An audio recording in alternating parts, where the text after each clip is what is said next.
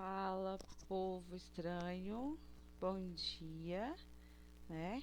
Vamos para mais uma aulinha de biologia, né? Hoje nós vamos realizar aqui a correção das atividades de biologia da terceira série, atividades que vocês realizaram dia 3 de abril de 2020. O tema da nossa aula é sistema nervoso, tá bom? Vamos lá? A primeira questão é a questão da FUVEST 2004, que ela fala o seguinte: o esquema representa dois neurônios contíguos, 1 e 2, no corpo de um animal, e sua posição em relação a duas estruturas corporais identificadas por X e Y.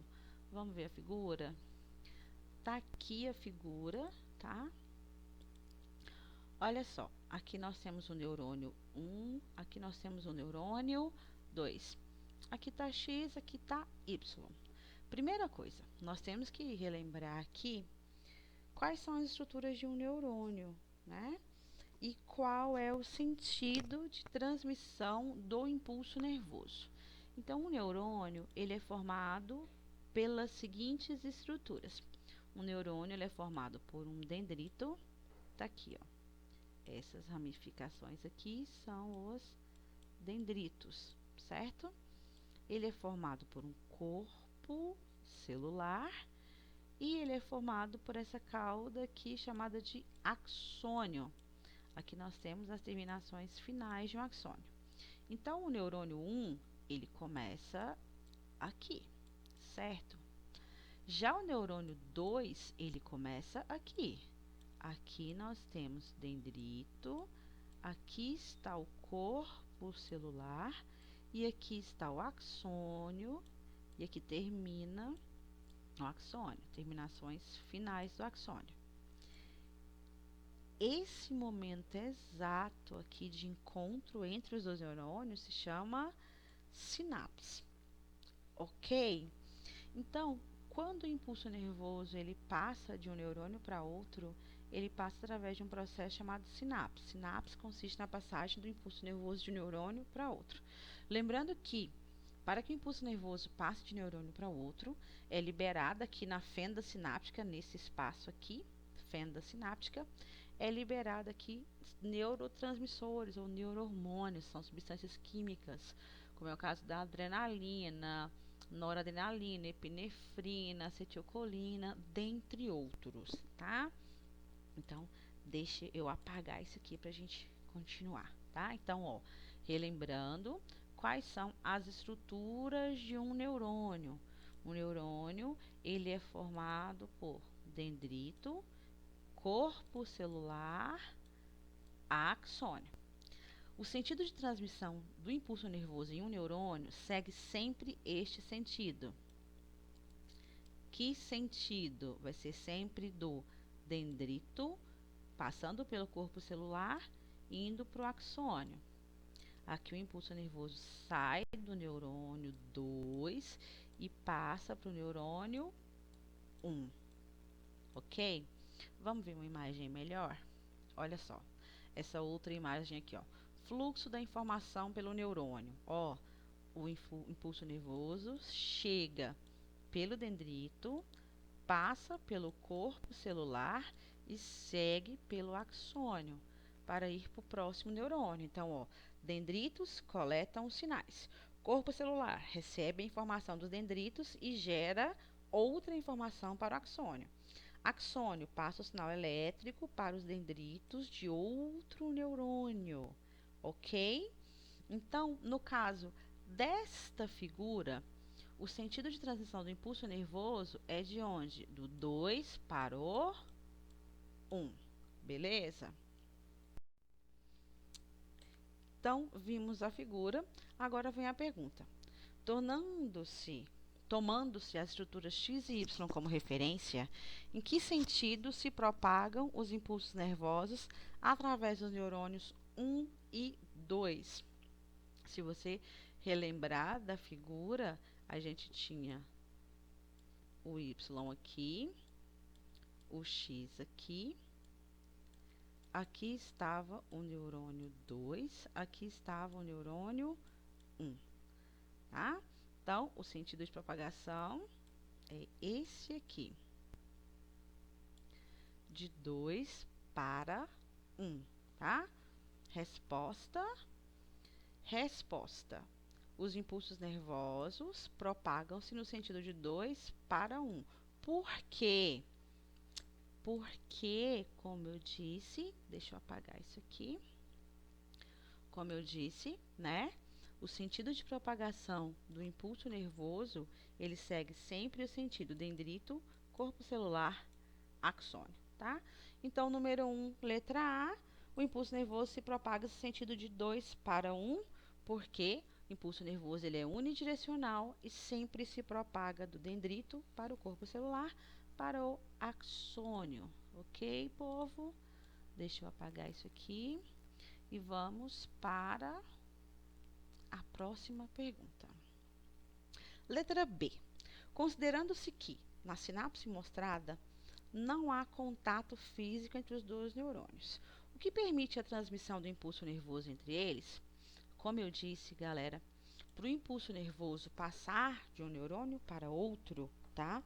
É liberada ali na fenda sináptica, no intervalo entre os neurônios, substância chamada de neurotransmissores. Os neurônios, eles não se comunicam. Não é necessário que a terminação final de um axônio de um neurônio se ligue ao dendrito do outro. Não é necessário o contato, ok? Então, a resposta aqui, ó. A transmissão do impulso nervoso na sinapse é feita por neurotransmissores. Alguns autores também chamam de neurohormônios. Beleza, Creuza? Vamos lá para a próxima questão. Explique o mecanismo que garante a transmissão unidirecional do impulso nervoso na sinapse.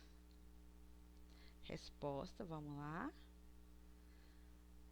Os neurotransmissores, eles são produzidos e liberados pelas terminações do axônio, ou seja, a parte final do axônio, ela produz e libera os neurotransmissores. E são esses neurotransmissores que permitem a passagem do impulso nervoso de um neurônio para outro, tá? Então, que mecanismo que garante essa transmissão unidirecional? Os neurotransmissores, que são produzidos onde? Secretados onde? Terminações finais do axônio. Bora lá! Próxima questão, número 2. Descreva sucintamente a organização geral do encéfalo humano.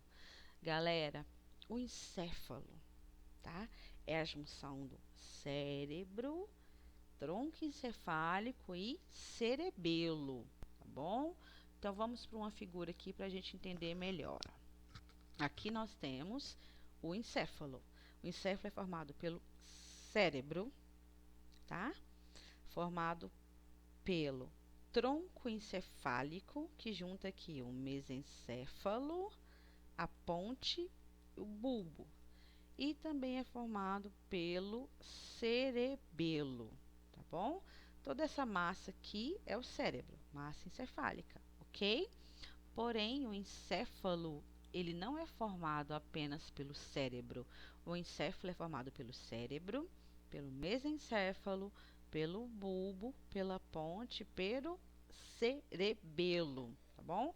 Aqui aparecem algumas estruturas importantes aqui, como o corpo caloso, o tálamo, o hipotálamo, que é uma glândula, a hipófise, tá? Beleza? Então, ó, descreva sucintamente a organização. Estou pedindo só para citar, tá? Cite aí a organização geral do encéfalo humano. Resposta? O encéfalo humano é composto pelas seguintes partes, como eu falei: cérebro, tálamo, hipotálamo, mesencéfalo, ponte, cerebelo e bulbo, também chamado de bulbo raquidiano. Então, essas são as estruturas, né, que compõem aí o encéfalo, beleza? Próxima questão é a questão de número 3, que fala o seguinte: descreva sucintamente a estrutura e a função da medula espinhal. Galera, vamos só lembrar aqui que eu enviei para vocês um texto base, passei um link da videoaula, né, falando sobre o sistema nervoso.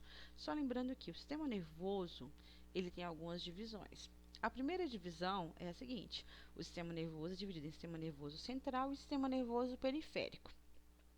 O sistema nervoso central é formado pelo encéfalo e pela medula espinhal. O sistema nervoso periférico é formado pelos nervos e pelos gânglios nervosos, tá? Essa questão eu estou pedindo para vocês a estrutura e a função da medula. Vamos lá? Primeira coisa, a medula espinhal, tá? Ela é um cordão, tá? Que atua como uma estação nervosa. Ela é uma estação nervosa retransmissora, ou seja, ela colhe informações e envia para o cérebro e vice-versa. Ela recebe informações do cérebro e também envia para os nervos, que vão enviar para os músculos, para os órgãos-alvo, tá? Então, nós temos aqui a resposta. A medula é uma retransmissora, né? A maioria das informações colhidas nas diversas partes do corpo chega primeiramente até a medula, para só depois ser conduzida ao encéfalo. E, por outro lado, a maior parte das ordens elaboradas no encéfalo passam pela medula antes de chegar em seus destinos. Próxima questão aqui é a questão 4. Quais são os constituintes do sistema nervoso central e do sistema nervoso periférico? Como eu disse para vocês, o sistema nervoso central é formado pelo encéfalo e pela medula espinhal. O sistema nervoso periférico é formado pelos nervos e gânglios nervosos. Vamos para uma imagem. Então, aqui nós temos, ó, sistema nervoso central, encéfalo e medula. Tá aqui, tudo aqui é o encéfalo, né? E este cordão aqui é a medula, tá? Aí da medula se ramificam os nervos e os gânglios nervosos, que compõem o sistema nervoso periférico, tá? O sistema nervoso central produz a informação, a medula vai lá e distribui essa informação para os nervos e para os gânglios nervosos. Então, a resposta está aqui, ó. A resposta é a seguinte: o sistema nervoso central é constituído pelo encéfalo e pela medula, enquanto o sistema nervoso periférico é constituído pelos nervos e gânglios nervosos, tá? Isso aqui estava bem simples. Próxima questão aqui é a questão de número 5. Ela fala o seguinte: que a maior parte do axônio é envolvida por uma camada de natureza lipídica, chamada de bainha de mielina ou bainha mielínica. Essa bainha funciona como isolante elétrico, interferindo na condução do impulso nervoso. Algumas doenças, como por exemplo a síndrome de Guillain-Barré, têm origem na destruição da bainha de mielina, com perda gradual da atividade motora. Linhares, Sérgio, né? Biologia hoje, São Paulo, Ática 2011, adaptado. Explique como a destruição da bainha de mielina afeta a atividade muscular. Então, ó, o enunciado te contou o que é a bainha de mielina. Nós temos basicamente dois grupos de neurônios: neurônios não mielinizados e neurônios mielinizados, ou seja, neurônios que possuem a bainha de mielina e neurônios que não possuem.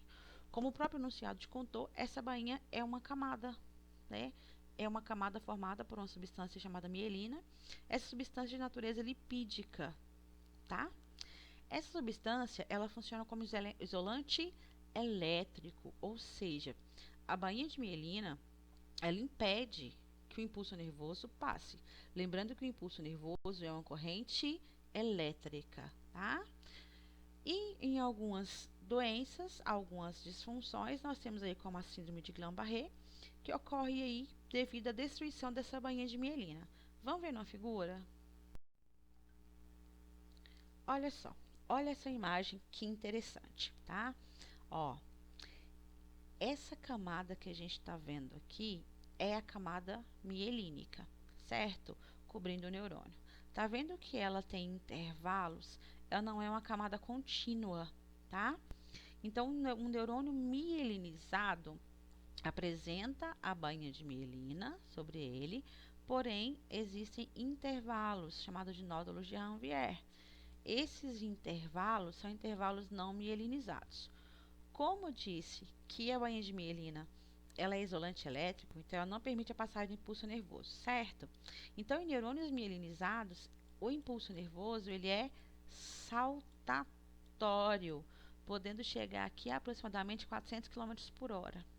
Em neurônios não mielinizados, o impulso nervoso é contínuo, chegando aqui a aproximadamente 4 quilômetros por hora, né? Tem até a comparação de um canguru com um caramujo, para essa questão de velocidade, tá? Então a pergunta era: qual seria a consequência da desmielinização dos neurônios, tá? Por essa imagem aqui, a gente vê que a bainha de mielina, a presença da bainha de mielina no neurônio, acelera a velocidade de transmissão do impulso nervoso. Olha a comparação de 400 km por hora nos mielinizados para 4 km por hora nos não mielinizados, né? Então, nossa resposta, ó, a perda da bainha de mielina vai prejudicar a atividade muscular. Por quê? Porque sem bainha de mielina ocorre aqui uma redução na velocidade do impulso nervoso, tá? Beleza?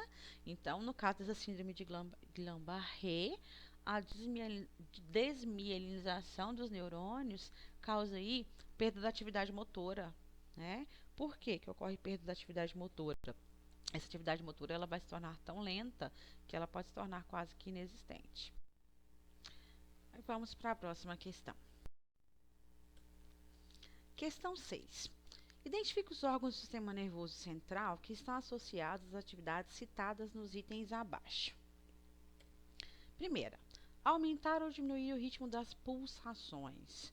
Essa questão ela pede para a gente identificar que órgão do sistema nervoso central está relacionado a cada função.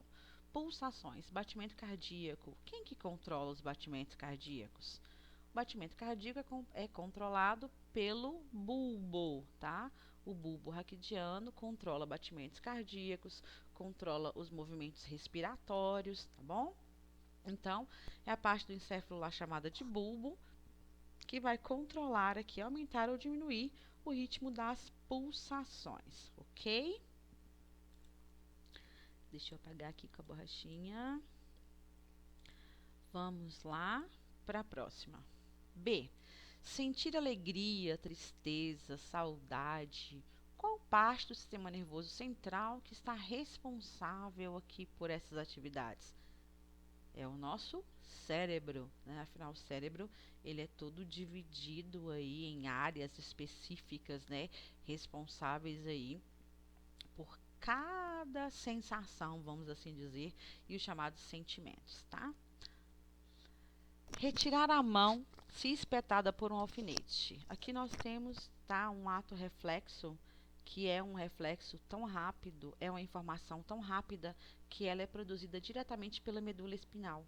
Não é uma informação que ela sai do encéfalo, ela sai diretamente da medula, por isso que é tão rápida. Então, a resposta, medula espinhal. Tocar violão é uma habilidade artística, vamos assim dizer. Quem comanda? Cérebro e também o cerebelo, tá? Lembrar-se do nome de um amigo. Cérebro, ok? Então, essa questão também estava bem simples, estava só pedindo aqui quais partes do sistema nervoso central que são responsáveis aqui por ações que nós desempenhamos no nosso dia a dia, tá? Vamos continuar.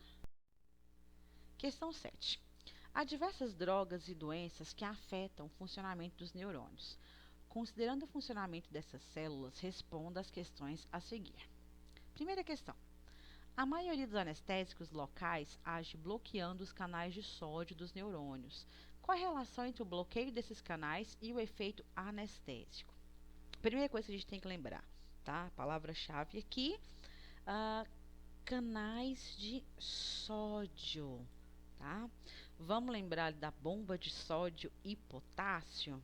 Olha essa figura aqui, por favor, ó. Propagação do impulso nervoso. Galera, como eu falei anteriormente, o impulso nervoso, ele consiste, tá, no impulso elétrico. Ele é uma corrente elétrica, certo?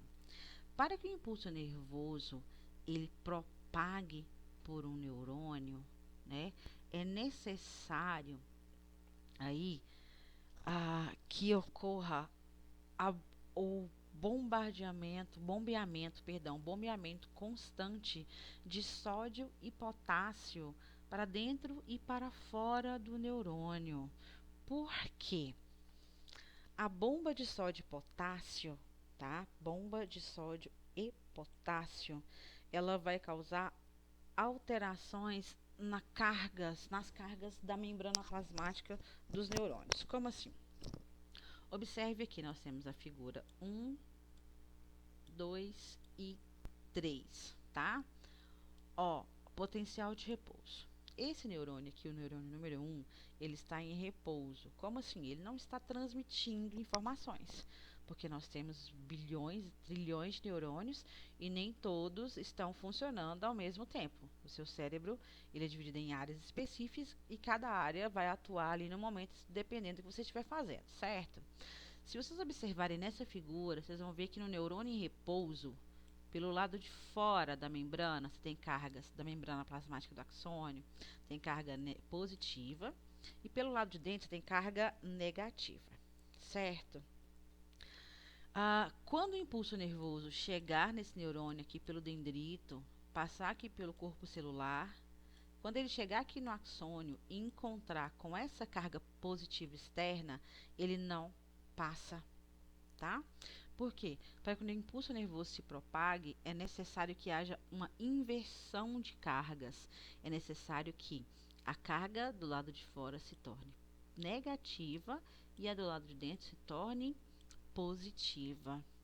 Para que isso ocorra, é necessário o bombeamento constante de sódio e de potássio para dentro e para fora aqui do neurônio, tá? Então, ó, membrana polarizada, positivo do lado de fora, negativo do lado de dentro. Por que essa membrana está polarizada? Porque ocorreu aqui a ativação da bomba de sódio e potássio, tá? Aí, ó, membrana despolarizada. Por quê? A entrada de sódio no neurônio, então a entrada de sódio, que é o Na+, despolariza a membrana, inverte as cargas, ou seja, traz a carga negativa para o lado de fora e a positiva para o lado de dentro, gerando aqui, ó, um potencial de ação, uma DDP, uma diferença de potencial. Isso permite que o impulso nervoso passe pelo neurônio, ok? Depois que o impulso nervoso passa pelo neurônio, ocorre aqui uma repolarização devido à saída de potássio, tá? Aí a carga positiva volta pro lado de fora e a negativa para o lado de dentro. E o neurônio entra novamente em repouso, ok? Então, qual que foi a pergunta? Falou o seguinte, que a maioria dos anestésicos locais age bloqueando os canais de sódio dos neurônios. Qual é a relação entre o bloqueio desses canais e o efeito anestésico? Galera, se bloquear os canais de sódio, se não permitir que a entrada do sódio no neurônio, não vai haver a transição do impulso nervoso. Ou seja, não vai haver a propagação do impulso nervoso, ou seja, a transmissão da informação. Se a informação não é transmitida, o indivíduo não vai sentir dor, tá? Então, a nossa resposta, com o bloqueio dos canais de sódio, não há condução de impulso nervoso.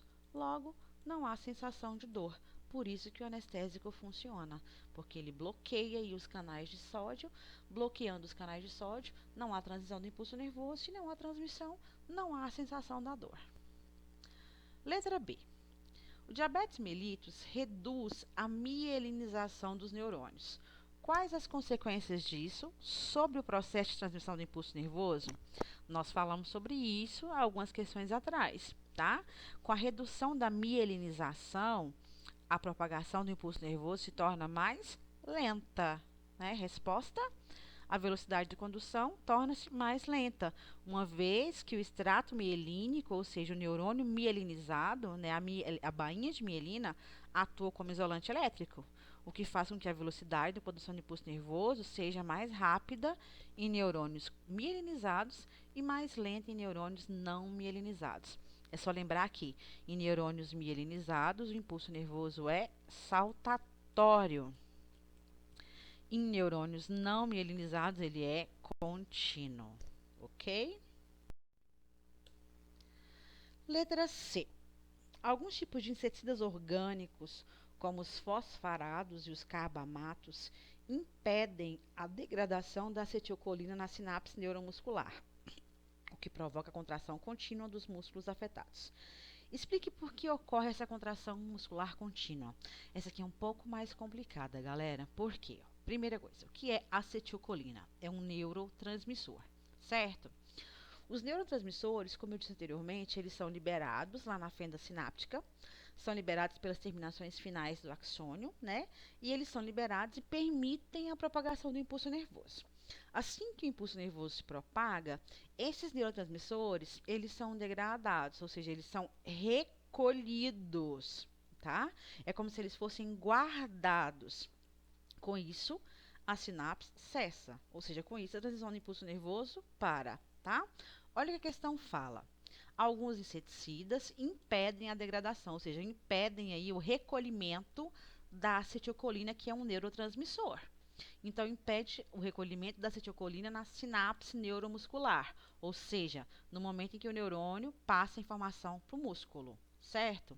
Se não recolhe a acetilcolina, o impulso nervoso não cessa, ou seja, os músculos aqui no caso vão ficar recebendo constante estímulo e vão ficar constantemente contraindo, beleza? Então, resposta? Aqui, primeiro uma imagenzinha, tá?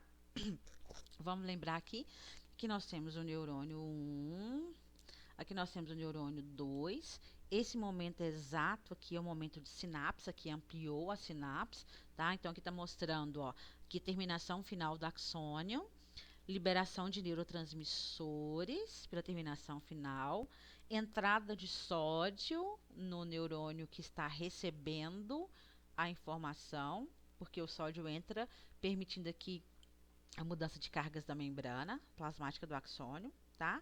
Então, conforme os neurotransmissores são liberados aqui na fenda sináptica, o impulso nervoso passa.